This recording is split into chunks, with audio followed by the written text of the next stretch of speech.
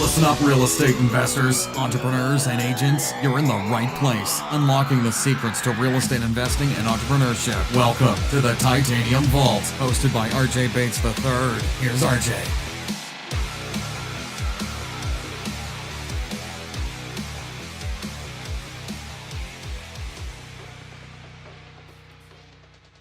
All right, guys, welcome to the Titanium Vault. I'm your host, RJ Bates. Today, I'm sitting down with my good buddy and fellow podcast host, Scott Carson. How you doing, buddy? Man, I'm doing great. It is Valentine's Day, and I would you be my Valentine today, RJ? Apparently, we are going to be each other's Valentines today because we have nothing better to do than sit down and create this podcast and talk about podcasting and creating notes. That's what we're going to do. So you and I were actually in the same building. We were at the Propelio event up in DFW, and we had the opportunity to meet each other, and we didn't make that happen. And so I'm at least happy that we get to be each other's Valentines. Hey, it wasn't from any attempt not to meet. It's just that you got bamboozled by somebody, and then my timing coming up later was a bad thing. But the beautiful thing is we've known each other online. That's the power of social media. You know, I've respected it. I listen to this podcast. I love what you're doing, and vice versa. So that's the thing. We're two kindred podcasts for real estate investing spirits. Absolutely, man. So for everybody that's listening, and if they don't know who you are or what you're about, give them a quick synopsis of kind of what you've done in the real estate investing realm. Yeah. So for those that don't know who I am, Scott Carson. I live in Austin, Texas. I'm kind of known throughout the country, actually kind of internationally, as the note guy. I've been a buyer and seller and educator on how to buy basically non-performing notes, non-performing mortgages on residential and commercial properties for over a decade now. I've been investing in debt and an active real estate investor since 2002, but really just focused on the side of distressed debt since 2008, which is kind of funny because that was when everything was hitting the fan back then. But right.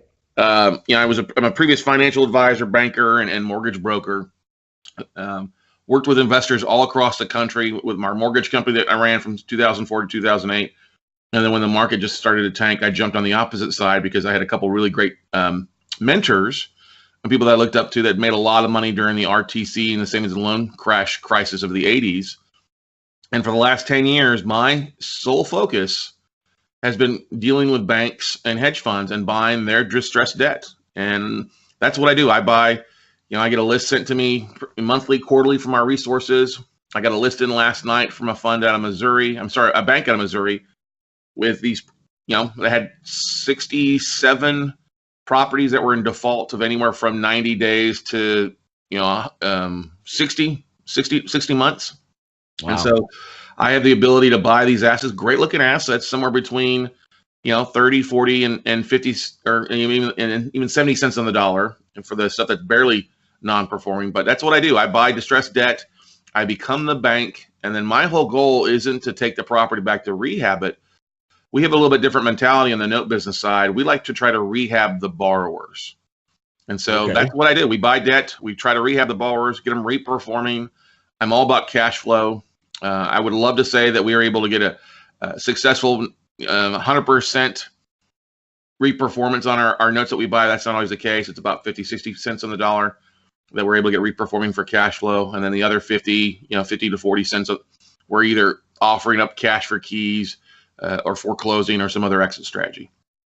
So for the people that, you gave a pretty good synopsis there, but let's dive a little bit deeper in it. You came from the mortgage side of things, so you were never you never fix and flipped, you never were a landlord or anything like that before you decided to jump into the note buying business? No, that's a good question. I've been a fix and flipper. I was actually, when I had a mortgage company here, I was fix and flipping properties here all around Austin, Pflugerville, Cedar Park, Round Rock. I flipped a bunch of homes. I don't know, like 60, 70 homes here between 2004 and 2008. I've been a landlord. It's not my favorite thing. I've got some rental property that we've bought the notes on, took the property back, and we get people to pay us monthly on those in specific areas. Right. I started off like many people, but in 2002, when I got out of college, I graduated from Southwest Texas State back in the day in San Marcos. Go Bobcats. Wow. you know, the last graduating class with the, actually, I could say Southwest Texas. But anyway, out of college, that's what I want. I went into work as a financial advisor, was making good money, was married at the time. I grew up in South Texas, a little small town called Ingleside, down by Corpus Christi. And my dad owned the local hardware store. So from the time I was in the 4th grade on to when I graduated and went to college, I was, working in that hardware store, putting things together. On the weekends, I was out, I would say, being a slave labor, fixing properties or putting roofs on or laying concrete or working with the plumbers or electricals or digging ditches. I was an entrepreneur from the time I was, 8 years old, basically. Gotcha. But, flash forward, moved to Austin, we graduated, was working. We bought a couple investment properties to be landlords. My wife at the time loved HGTV and Flip This House. Those fictional shows. Yep. And, we were doing well. And then suddenly I got laid off from my job. The big computer company that rhymes with hell called Dell here laid off a bunch of people too, which those were our tenants. Gotcha. And so I became a deadbeat borrower as well. We were trying to make 6 mortgage payments on a private school teacher salary, and that doesn't work. And so that gives me a lot of empathy today as as we're working with homeowners who have gone through their own country western song, whether it's divorce or death in the family or sickness or whatever. We really like to try to help people out as best we can. We don't like to foreclose. It's our least favorite strategy, but we really love helping people. And I make the joke that we're making America great again, one borrower at a time. So let's talk about that real quick. So when you say a non-performing note, so this clearly means that the borrower of this mortgage is now under some kind of financial distress and has stopped paying their mortgage. That lender then comes to you and says, hey, they haven't made their payment in 90 days. Do you want to buy this from us? Is that kind of how that's working? Yeah, very much so. I mean, we've worked harder the last few years. Actually the last 10 years to reach out to a lot of banks and make those relationships. And there's plenty of opportunities out there because, there's still a lot of defaulted debt out there. We still have a default rate of about 3.5% in the country. There's still about 3.5 million homes that are underwater from a decade ago. 1 out of 11 borrowers in the country is 30 days late in their mortgage right now. And then there's about 750,000 people where they owe 200% of what their house is worth. They're way upside down. So, we've made those relationships with the departments in the bank that handle this. And if anybody gets anything out of this, this podcast, you're not going to walk into your local bank, your Wells Fargo or Chase and say, hey, I want to buy your distressed debt. They're going to laugh at you. Your local bankers don't know what's going on, and there's specific departments inside of the banks that handle this stuff. And so those department names are like the special assets department, the secondary marketing department. Those are the 2 names that most of the banks have that handle the distribution of their distressed debt out to investors like me. And I like to make the joke that we kind of live on crumbs out there. We're not buying 50 million mortgages like you see with Goldman Sachs or Freddie or Fannie selling off, but there are a lot of regional banks. There are a lot of banks that have branches in 2 or 3 states. They have 50 to 100 branches or more across the country. Every bank has distressed debt. It just depends on how big they are and how motivated they are to move it. So like you said, we get lists in from banks on a regular basis. We'll do an email blast out to our list, and they'll send us a list of say, hey, I've got this stuff this month, or I've got this stuff this quarter that I'm looking to move. You can cherry pick it. Here's kind of the pricing that they're looking for. We'll look at that, see if that makes sense for us. A lot of times we'll counter back in or come in a little bit lower. I don't usually like to buy over 50 cents on the dollar of what's the actual value of the property because it gives us plenty of room in case we do have to rehab or do have to foreclose. But we're getting lists literally emailed to us. I don't do any direct mail. We don't do any door knocking, no postcards, no yellow letters. I've done that in my early days, and there's a lot of people still doing it. There's nothing wrong with that.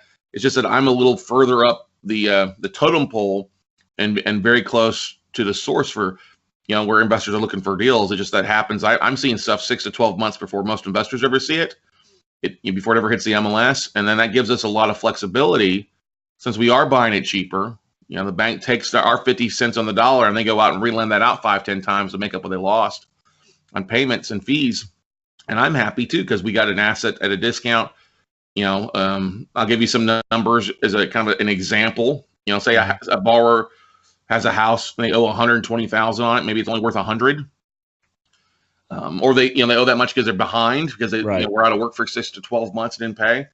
We'll buy that note, say at 50 cents on the dollar of value. So we'll pick it up at 50, and a normal mortgage payment on a $120,000 mortgage is somewhere around like $800, $850 a month. So, but if we bought it at 50,000, and I can reach out to him and say, okay, hey, John Smith, whatever, you haven't paid in a year or two, you want to stay, can you start making your existing payment? I know the old bank wanted you to bring all 12 months to the table. I know you can't do that. Can you start paying your $800 a month payment right now? And if he says yes, great, let's get you started doing that. If you can you pay a little bit extra? Can you pay extra $200 a month or $300 a month towards? And I don't care where you get the money from. You don't have to season it. I don't care if you've got a wicked jump shot or you're slinging crack rock. Right. So if you look at the numbers on that, if I'm going to making $800 a month, 800 times 12 is 9,600. 9,600 coming in over a $50,000 investment. That's about a 19% yield to me right off the bat. Now, gotcha. Well, let me ask you this real quick, because this is where I'm getting hung up on all this. Okay. Why would the bank not just foreclose? Great and question. Why would they sell to you instead? Because they have to go through. It costs them about 3 times the amount to foreclose as it does us, because they've got such a huge portfolio. They don't want to waste their time with the assets that are $100,000 or less or $150,000 or less. They also, if they're going to take a property back, it costs them a lot more to protect it. What you also have to realize too is they've got these employees that are talking to the borrowers that don't really give a rat's ass about the borrower. Right. They're paid their $18 or $17 an hour, and they don't care. They're just trying to collect. But they've also got to go through foreclosure timeframes. I mean, in Texas here, it's a little bit more expensive, for assets because we have such a fast foreclosure process. So I don't really buy anything here in the Lone Star State. Most of the stuff I'm buying is in Florida, the Carolinas, Ohio, Michigan, Indiana, Missouri, because I'm getting better discounts because they're a little bit longer foreclosure process in most places. But the banks, they would rather take 50,000 or 50 cents on the dollar from me right now versus have to drag this out another 6 to 12 months. It's all about the velocity of capital for them, and they'd rather take a bird in the hand versus 2 in the bush any day. So let's use your example of where they owe $100,000 and you buy it for 50. They owe 120. Actually, the house is only worth 100. Okay. So it's 120. You're buying it for 50 or 60, somewhere around there. Yep. Are you buying the asset itself, or are you buying the note that now they still owe you 120? Correct. That's correct, George. I'm not buying the house. I'm buying the debt. So I'm basically becoming the bank. I'm stepping into the bank's shoes now. Instead of them paying the Bank of Missouri, they're now paying Inverse Asset Fund or Inverse Ventures or one of my different entities. Gotcha. So I'm now the bank. Once we buy that note, and then we have our servicing company. They're the ones that are reaching out to the borrower or our attorneys. And they're like, hey, thanks for not paying Bank of Missouri. You now have to pay us though. Okay. And the fact that we bought it at 50 grand, that gives us a lot of flexibility numbers wise to work with a homeowner. If they want to stay, great. You got to start paying. If they can't pay, can you have somebody comes in and take over the payment, doing a loan assumption, or sell the property subject to somebody if you want to, or if you want to sell off the property, great. We'll either approve it, or if you need to do a short sale, we'll look at that as well. A lot of times, do you readjust the interest rates and the term? Yeah, I mean that's the thing with the modifications, RJ. Is I have the flexibility to do whatever I want. So if they're like on an ARM loan, I can make it a fixed rate loan. If they're I can make it like a stair step on their loan if I want to. We always, one of the big determining factors if we're going to modify heavily is we look at what market rent rate is for the property. Right. So if their payment's $800, but market rent rate is $1,200, I'm like, listen, we're not going to adjust the payment down, because if you wanted to stay in this house or move out, you'd be paying $1,200 a month, not $800. So let's get you started paying. Let's get paying on time for 12 months, and then after 12 months, we'll do a variety of things. Then we'll usually what we like to do is after 12 months of on-time payments, we'll forgive the loan balance that's above the value. We'll readjust the loan amount for what it is to be as market value. So if, let's say 12 months goes by and it's still only worth 100, well, we'll forgive them 20 grand on debt. Or if they make an extra $200 a month payment, we'll forgive an additional $200 above and beyond their $200. So that's the thing. We get really creative with what we do. In some cases, I've dropped interest rates to 0% for our homeowners because this one lady been trying to do a loan mod for 4 years. She owed $65,000. The market had dropped dramatically. It was only worth like $35,000. She lived in a small town outside of Chicago, and she lived in the house, raised her kids for 18 years in her house. Husband had gotten sick, had a heart attack, was back to working, but had been trying to do a loan mod for 4 years. And when you buy the debt, part of your due diligence is not only to look at the property, see what's going on in the property. You can't get into it, but you can still see pull values, have comps, things like that's important. But you get the collateral files. You actually get the loan documents and all the servicing notes, RJ. So you can kind of really see what's going on with that asset if the borrower has been, calling in to the previous bank, right, or they told them to go F off. You know what I mean? Right. So that helps us out there. So when we bought this note, I only paid $12,000 for this note. I mean, it was worth maybe $35,000. She owed $65,000. First phone call, I talked with her. First name was Sheila. And I'm like, hey, Sheila, I see what's going on here. Can you start making your existing payment? And it was like $500 a month or something like that, maybe $455. She's like, yeah, I can do that. I said, okay, here's what I'm going to do. If you can bring $2,500 to the table, I'll let you start making your existing payment. I won't worry about the 4 years of back payments. We don't worry about that at all.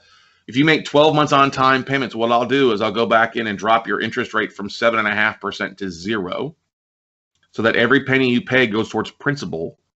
And so that now you'll have your house paid off in 6 years versus 30 years. Right. And I'll drop the balance from 65 down to 35 after 12 months as well. And she was like, are you serious? I'm like, yeah, for sure.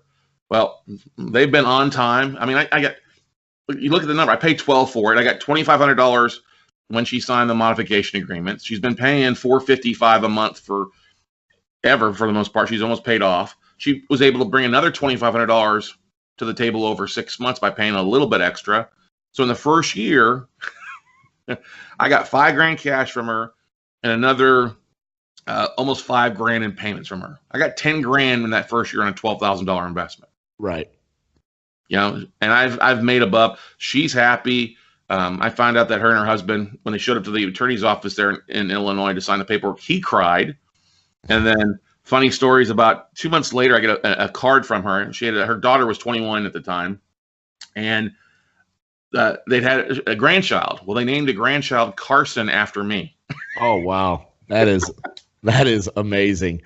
So in a situation like that, I mean, obviously you're doing it because you're helping out, but is there also kind of a desire of not having to worry about such a small loan amount and her defaulting and getting back into trouble? You kind of just want to get that one kind of wrapped up in the next 6 years. Is that kind of also the thought process there? Yeah, that is for the smaller stuff like that. I totally agree. Yeah. I mean, the smaller the assets, we try to get it, let's try to come to some sort of agreement in the first 90 days. If you're not going to reach back out to me in 90 days, I mean, actually in 30 days, if you're not going to reach out to me in 30 days, we're going to start the foreclosure process. And sometimes you've got to fire that shot across the bow to get them to do something with you, because they're used to not opening their mail. They're used to not wanting to meet the mailman at the door to sign the certified letter. They just have gone away where they're like, I'm not going to be able to afford something's going to happen. They don't realize they have some of these different options. Right.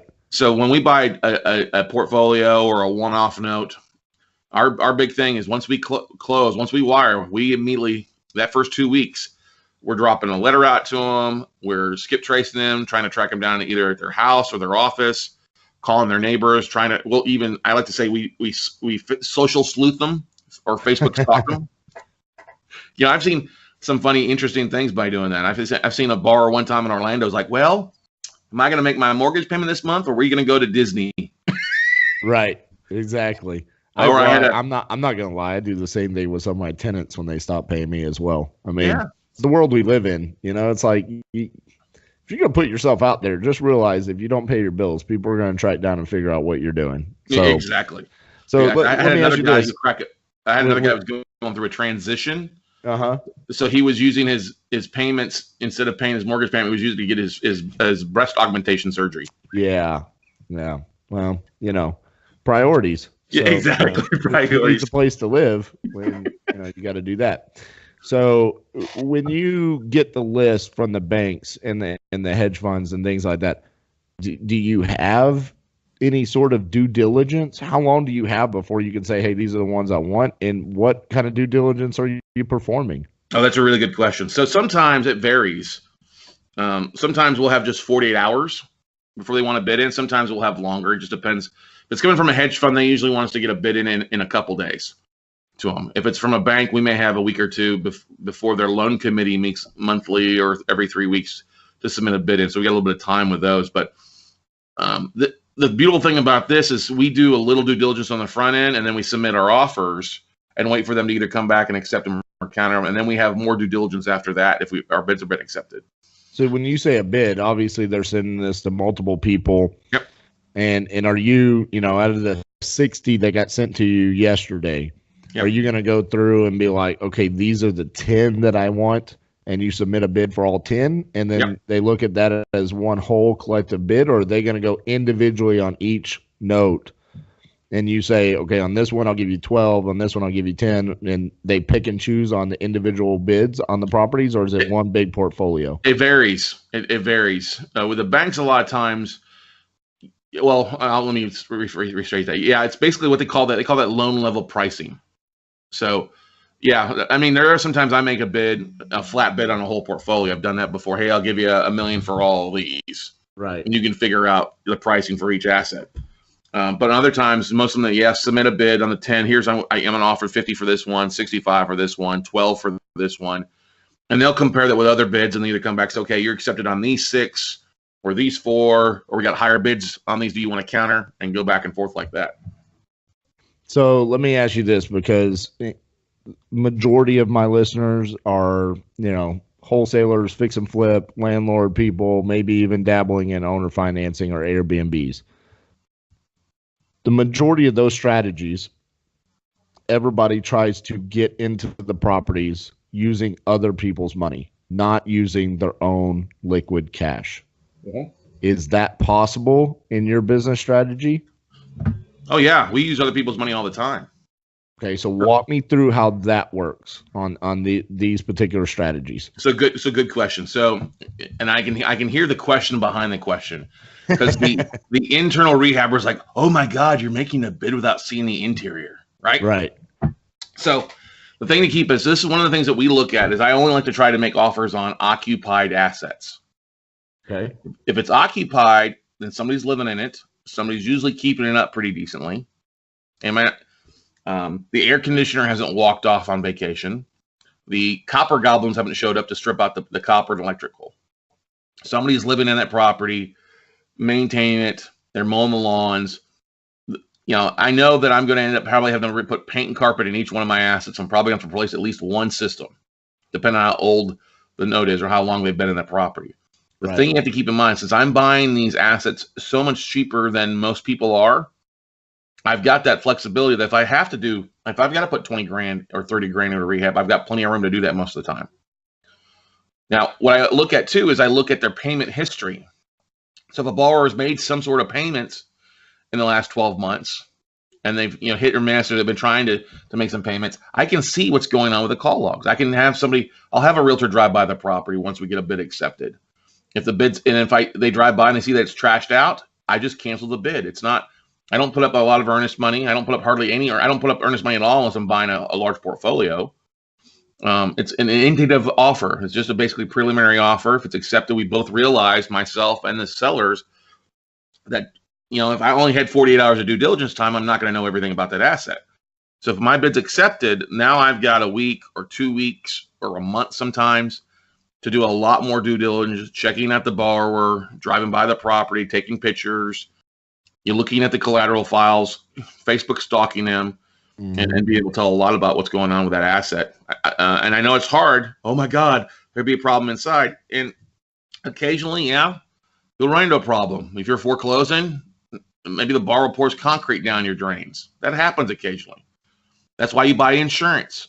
Right.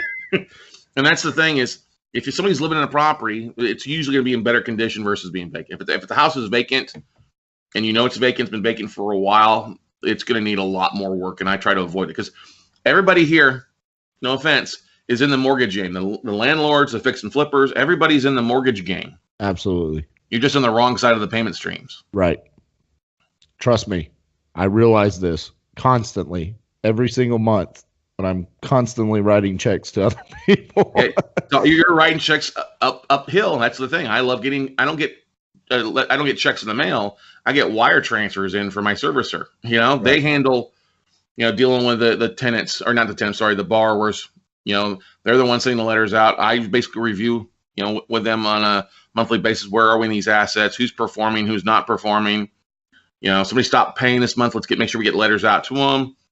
They paid on time. Great. That's awesome. If a borrower pays on time for 6 to 12 months, and I picked it up at 40 cents on the dollar, it's now a performing note. I could sell that note now to somebody else for like 80, 85, 90 cents on the dollar sometimes.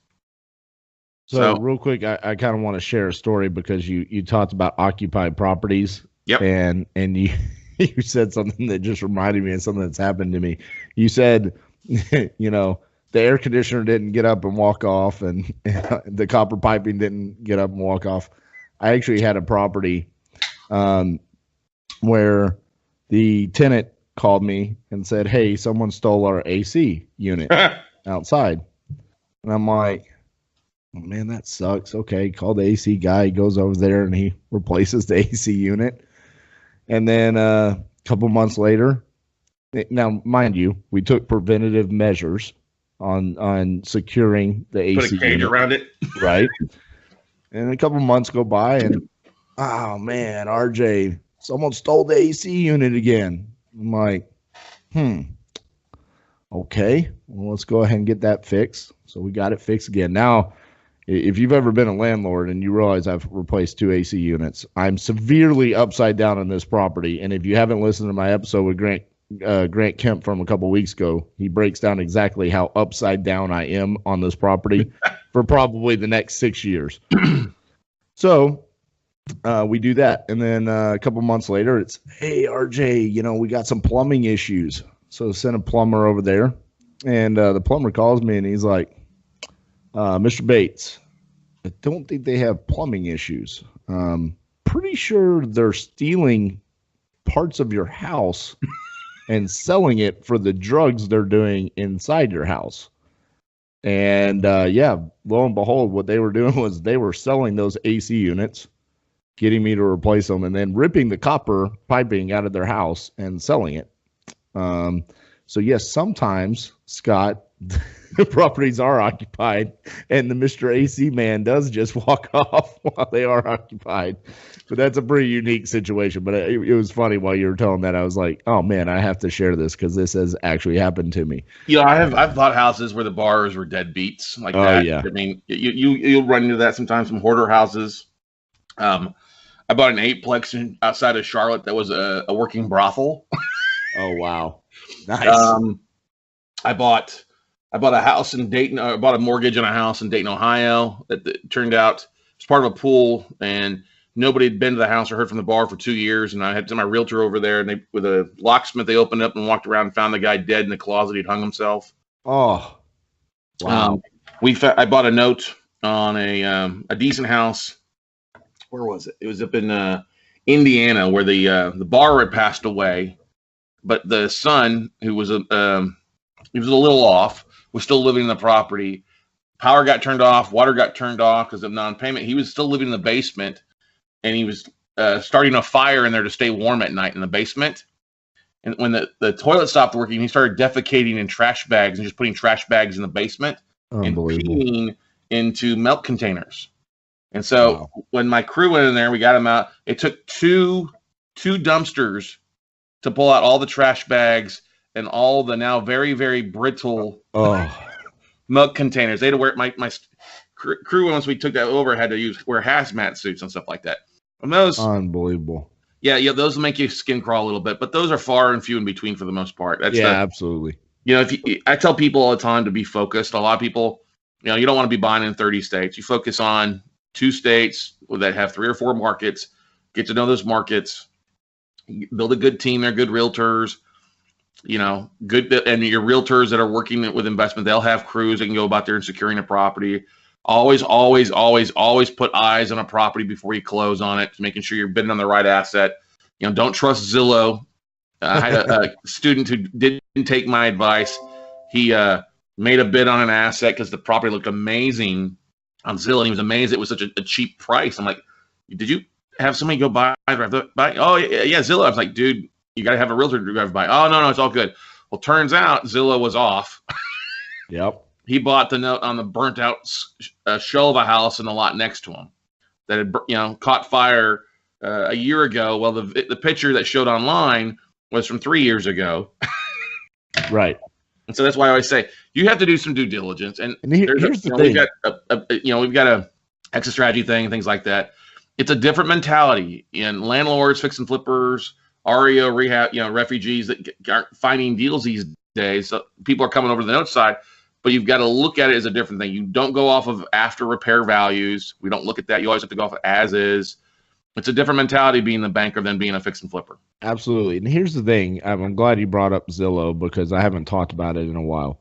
Zillow is a tool, and it provides you with some information. Some of the times that information is not accurate. Yeah. And you always have to trust but verify is what we call it. And just case in point, we're brand new to the Birmingham, Alabama market. One of my property analysts, she found a property on Zillow. It was listed on MLS. It looked amazing. It was listed for $40,000, and all the houses on Zillow surrounding it were up for sale for $200 to $220. The problem was Zillow put it in the wrong area. It was not in that neighborhood. It was on the other side of town. Same street name. It was like West 34th Street, Uh-huh. Well, the problem is in Birmingham, Alabama, there's 2 West 34th Streets. And one is in a $40,000 neighborhood, and the other one is in a $220,000 neighborhood. And so if we had just, us being ignorant, like, oh my goodness, this is amazing, offer them full price. Well, we would have ended up screwed. So, yes, trust but verify. Utilize Zillow for what it is, but always verify it with a licensed realtor, drive by the properties, things like that. I going back to the money, the private money, and how you actually purchase these notes. I'm assuming that because you're buying at such a steep discount, you can almost pay your private money investor a larger interest rate than what you're actually receiving on the note itself. Is that right? Oh, well, yeah, of course we do. I mean, That's the thing is, so if our goal is to foreclose, the fact that we're at 50 cents of the dollar roughly gives us a lot of flexibility on things. Right. And, we've got kind of two different things that we use a lot of self-directed IRA money. We're one of the largest referrers of new accounts to Quest on an annual basis anyway. Awesome. We're always, top 3 for the most part for the last 3 or 4 years. But Quest, if you think about Quest Trust, I was having this conversation with Nate Long today. Most of their portfolio, good 60-70% of their portfolio is actually their clients are invested in notes, whether they're owner financing, originating them, or they're buying notes, whether it's a performing note or investing in non-performing like what we do. So, yeah, we use a lot of other people's money. It's a pretty easy process. Quest's got a pretty straightforward thing. If you're buying a note, you just got to provide some copies of the assignments or the allonges. That, if you're buying a property, there's a deed that's transferred. Well, in mortgages, there's not a deed. We don't have a traditional like closing going into title company closing. It's an assignment of mortgage. It's basically a form that just basically transfers ownership from ABC Bank to Scott Carson Bank, and that's what's filed at the county. So it's a little bit different. We do use some escrow accounts where investors will wire money in, and then we wire that out to the bank. Usually the next day, the bank overnights the assignments to us so that we can go get. That's what kind of transfers the ownership aspect of things, and then we get that recorded. And now we're the bank, and then the selling bank will usually have to hold on to that file for about 2 weeks to notify the borrowers that, hey, your mortgage has been sold. They'll send out a goodbye letter that says, hey, thanks for not paying us. Now you can not pay Scott Carson. We'll send out a letter, hey, thanks for not paying them, but now you got to pay me. Gotcha. Go from there. So let's kind of wrap up the conversation on this full circle here. You get the list, you put your bid, you actually purchase the note itself.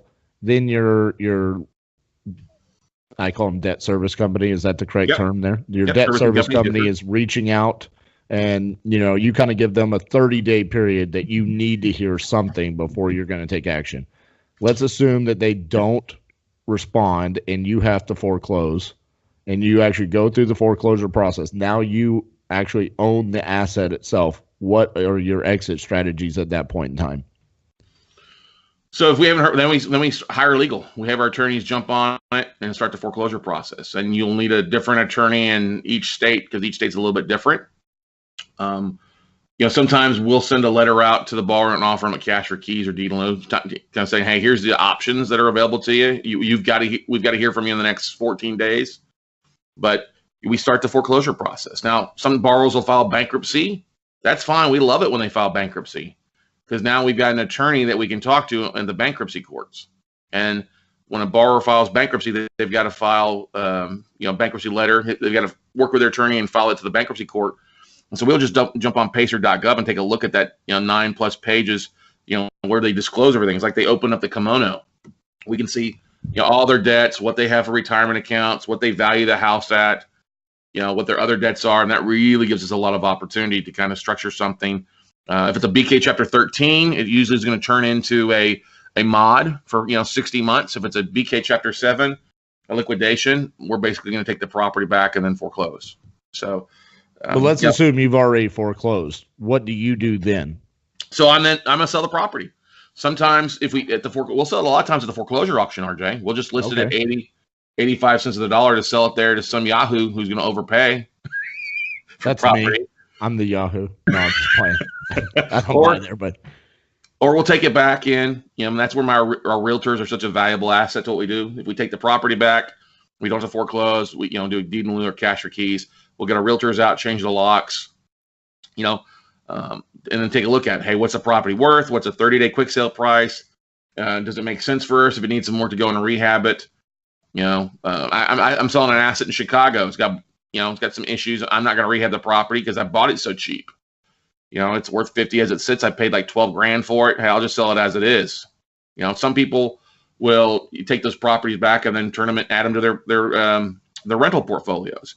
Others I was going to say, do you ever sell them owner finance and create a note the other way? I don't do that very often. It's not the best use of my money. Gotcha. Everybody loves talking about that. The only time I do that is if it's in an area that I can't sell the property.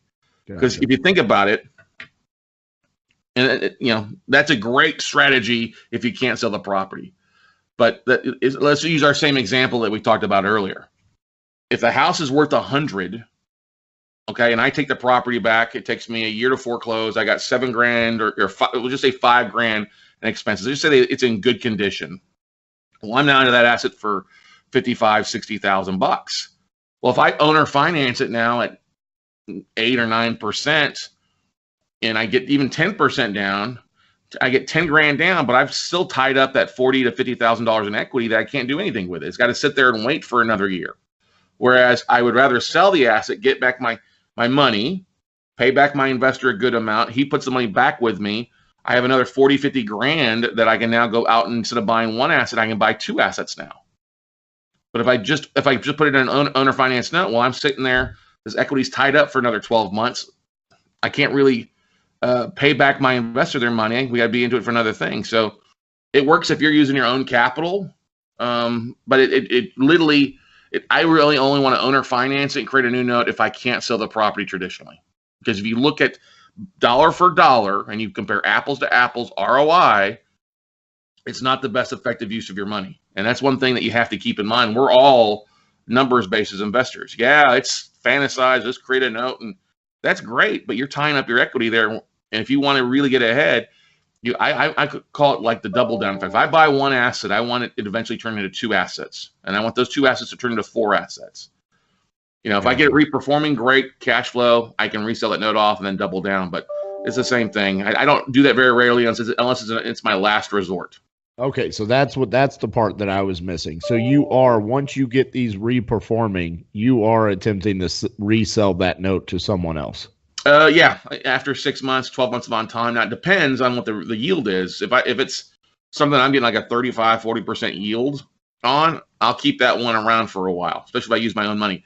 Or if I've got an investor who's more like a joint venture partnership on the deal, wants chunk, I'll get them or her refinanced out with cheaper money at like 4 to 6% from, IRA investors are looking for something passive. Gotcha. Somebody who's got a certificate of disappointment making them negative for the most part.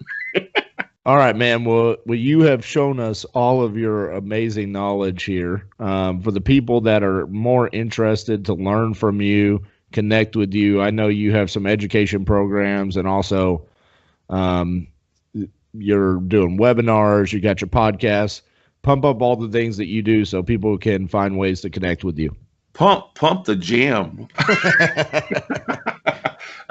Really easy, everybody that's listening out here. You can find just about everything we do by going to my website, weclosenotes.com. It's weclosenotes.com. Yeah, we do regular coaching call webinars just about every Monday night. We have a Monday night webinar and podcast called Note Night in America. Throughout the week, we have our flagship 50,000 megawatt torch podcast called the Note Closer Show. The note business is a much smaller niche than fix and flippers or landlords, stuff like that. There's probably truly only about 10,000 note investors like me out there that are doing this because it's a niche. It's a longer term play, but we share nuggets, education. I'll bring on vendors, other investors that are doing that on our podcast, and we're pretty excited about that. But and then we host workshops 3 to 4 times a year as well. But yeah, go to weclosenotes.com. If you'd like to get some information, I'll do this for your listening audience. If they'll pull up their smartphone and their phone and text the word notes, NOTES, to the phone number 72000. We'll send them a link to our Note Night in America webinars. It's over 80 hours of videos and thing, and then also a PowerPoint kind of on notes and kind of the nuts and bolts aspect of it. But yeah, text the word notes to 72,000. Awesome, buddy. Well, thank you for taking the time to sit down with us. Thank you for offering that to our listeners. And I'm not going to lie, man. I learned a ton today about this, just going through this. Like I said, this is not something that it's not in my wheelhouse. It's not something that I've ever done. But I look up to you as an investor for what you've been able to accomplish, and also as just a fellow podcast host, man. I said it before we jumped on here. You're probably the podcast host that I look up to the most in across the industry, just because I've seen what you've been able to accomplish over the past couple of years. Your podcast, actually, it hasn't even been out for 2 years yet, has it? Well, not really. I mean, we started the True Podcast in August of 2017. Right. And we hit 100,000 downloads in our first 9 months. Yeah, me and you started at the exact same time. And maybe that's why I look up to you, because I've seen your stuff just take off, man. And it's you've done an incredible job just with the videos and branding across the board. Well, thanks, man. I mean, that's we're all in the media outlet. We're not in the real estate industry anymore. We're really all in media these days. Absolutely, buddy.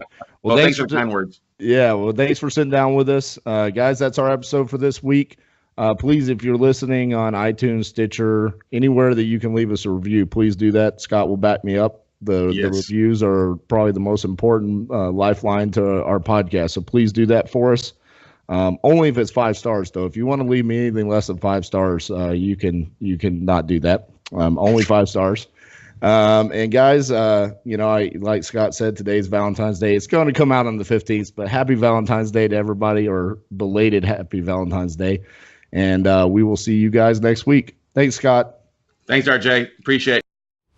Thanks so much for listening to the Titanium Vault with your host, RJ Bates III. For more info and to stay up to date, visit www.podcast.thetitaniumvault.com and on facebook.com/The Titanium Vault. If you enjoyed the episode, please rate and review, and we'll catch you next time on the Titanium Vault.